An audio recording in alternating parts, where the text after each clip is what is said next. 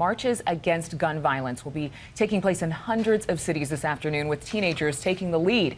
Many traveling to Washington overnight to call for action on gun control. But gun control is a heated topic in this country, as we said. Not everybody believes restricting guns will make schools safer. ABC's David Wright is at the main rally stage in Washington for the march today with a look at what both sides are saying as we head into today. David, good morning.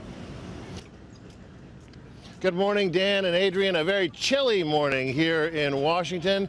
But today, this is ground zero in the national debate about guns and schools. Pennsylvania Avenue, the Capitol, right behind me there, the White House just a few blocks that away. Hundreds of thousands of people expected to converge here, led by survivors from Stoneman Douglas High School.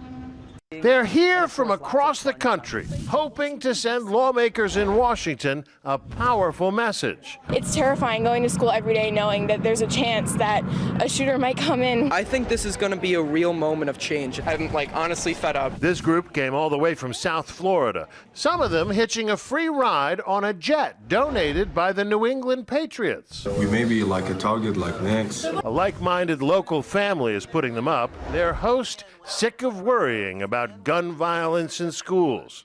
I have the greatest guests ever. I've got 6 kids in my house, 3 girls, 3 boys from Jacksonville, Florida. Many celebrities are tweeting their support, including Oprah Winfrey, Miley Cyrus, and Justin Bieber. Already there are signs that lawmakers are getting the message. Our voices are loud, our voices are clear, and our voices are about to change history. But there are also loud voices on the other side. Well, we were disappointed to hear some of the president's comments. Gun rights advocates believe the answer is more firepower, not less. We protect our president with guns. We protect our congressmen with guns.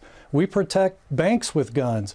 But when it comes to schools, all we do is put up a sign that says gun-free zone, and it's not working. Plenty of lawmakers agree, but today these marchers are hoping to convince them otherwise. Students are stepping up to take on the NRA because our elected leaders are afraid to. America, we are your future.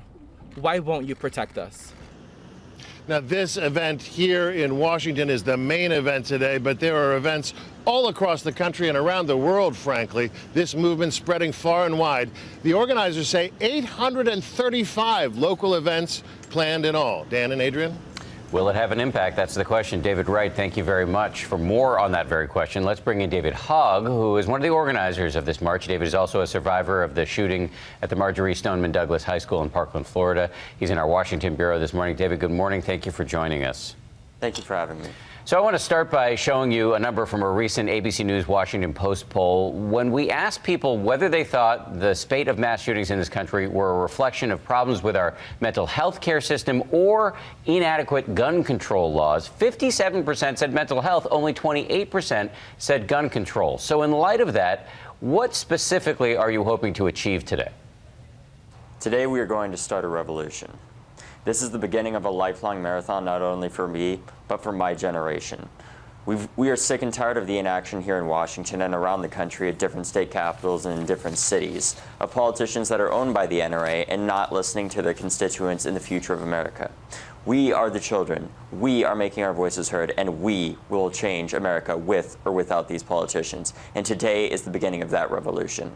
David, Dan and I both had the chance to speak with you and so many of your other students in Parkland, Florida and Tallahassee about this movement. And a big slogan was never again allowing another school shooting to take place. What was the feeling? What was the gut reaction when the shooting happened in Maryland earlier this week?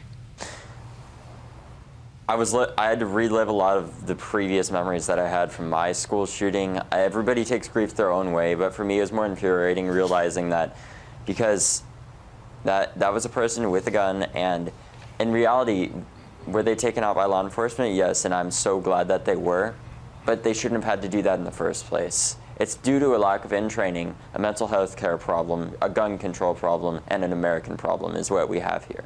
David Hogg, we appreciate you joining us this morning. We appreciate it. Thank you very much. Thank you. Let's get some analysis now from ABC News chief political analyst Matthew Dowd, who's in Texas, and Republican strategist and ABC News contributor Alex Castellano, who's in Miami. Gentlemen, thanks for joining us. We appreciate it. Matthew, let me start with you, and then I'll turn to Alex. This is such an emotional and seemingly intractable debate over guns in America. Do you think today's march is actually going to move the needle? Well, Dan, all social movements over the last 100 years have been led by the energy of the youth combined with the mentoring of the older generations, and I think that's what you're seeing here. We've already seen some change.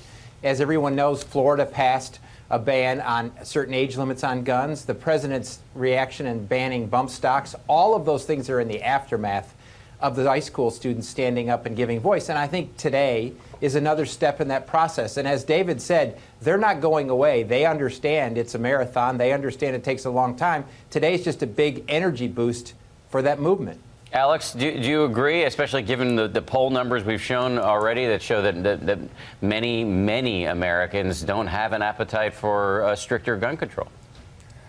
Well, I think these students are going to have an impact. It's going to be a modest impact in terms of actually making schools safer, unfortunately. We are seeing, schools being hardened, locking doors, perimeter security. Those are the kind of things that we don't do now that we could do. But as far as actually, we already have a lot of laws against killing people. We have background checks, and very few of these laws are being enforced against the mentally ill having a gun.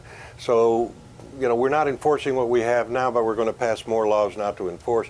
The big impact is going to be political. 2018, the women's movement, the Me Too movement, add that to the dreamers, immigrants concerned about Donald Trump in the wall, then add these kids, millennials, voting for gun control and Democrats in 2018.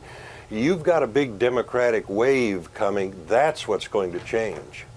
You know what, Matt, I've got to switch the storyline, though. We're going to continue this conversation over guns. What is the most meaningful thing that could come out of the Stormy Daniels storyline? Aside from the tabloid details, what could come out of this? Well, we've seen a lot of suggestions from Stormy Daniels' attorney that there is evidence or there's information, and obviously everybody's going to be tuned in for the 60 Minutes interview, the first time she's given a long-form interview on this. And so I think it's both a political and there's a legal question. What do they have legally that they can prove out a lot of this? But from a political perspective, one, it's putting much stress on the president, both in his professional life as president, but I'm sure in his personal life as a husband to Melania in all of this. And so I think what we're going to see come out of this is, one, we'll see the evidence, what evidence there is, but two, it continues to put unbelievable stress and time constraints on the President of the United States. And Alex, of course, a lot of Republicans think this is more of a sideshow, and many of them are growing weary of this. What's your take? The idea that, is this going to have a political impact on the Trump administration? I doubt it. You can't fall off the floor. You can't burn down the same house twice. Donald Trump is not regarded well by Republicans and his supporters because of his moral turpitude. He's there just because he's an alternative to two bankrupt parties, Democrats and Republicans, who are out of control and can't lead the nation. So he is useful. He is not a moral symbol. I doubt this is going to change the political equation, but it's going to be the Super Bowl of 60-minute interviews. Yeah, I'm sure a lot of people still think this is considered another witch hunt. Right, and well, for sure, it is something that a lot of people will be watching, no question about it. Matt and Alex, we appreciate your analysis on a Saturday morning on this day when we have these marches and as we head into the Stormy Daniels interview tomorrow night. Thank you again. Hi, everyone. George Stephanopoulos here. Thanks for checking out the ABC News YouTube channel. If you'd like to get more videos, show highlights, and watch live event coverage, click on the right over here to subscribe to our channel. And don't forget to download the ABC News app for breaking news alerts. Thanks for watching.